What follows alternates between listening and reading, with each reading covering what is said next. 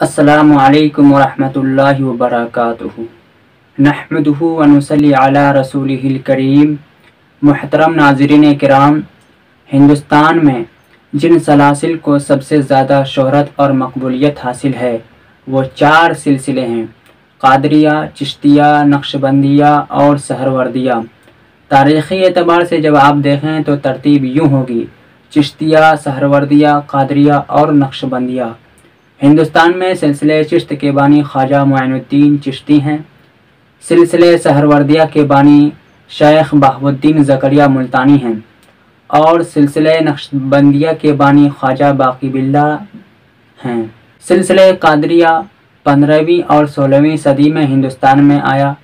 مورخین کا اس میں اختلاف ہے کہ ہندوستان میں قادریت کے بانی کون ہیں۔ یہ ایک مسلمہ حقیقت ہے کہ ہندوستان میں سلسلہ چشتیہ کو تقدم زمانی حاصل ہے، اس لیے ہندوستان کو چشتیوں کا ملک کہا جاتا ہے۔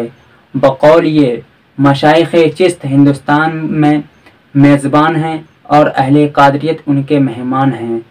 اسی نئی مشترکہ تہذیب کی بنیاد خواجہ غریب نواز نے رکھی۔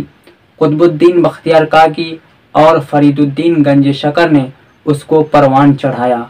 خواجہ نظام الدین نے خسرو کی شکل میں اس میں تہذیب کی شاہکار تصویر پیش کی۔ دیگر مشائخ صوفیہ نے اسی تہذیب کو آگے بڑھایا۔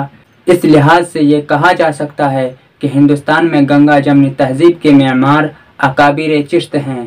آج جب اس مشترکہ تہذیب کا احیاء ضروری ہو گیا ہے تو ہم پر یہ بھی ضروری ہے کہ اکابر چشت کی حیات و خدمات پر علمی و عملی کام کریں، اور ان کی تعلیمات کی جدید کاری میں مشغول ہونا ہمارے لیے ضروری اور لازم ہو گیا ہے۔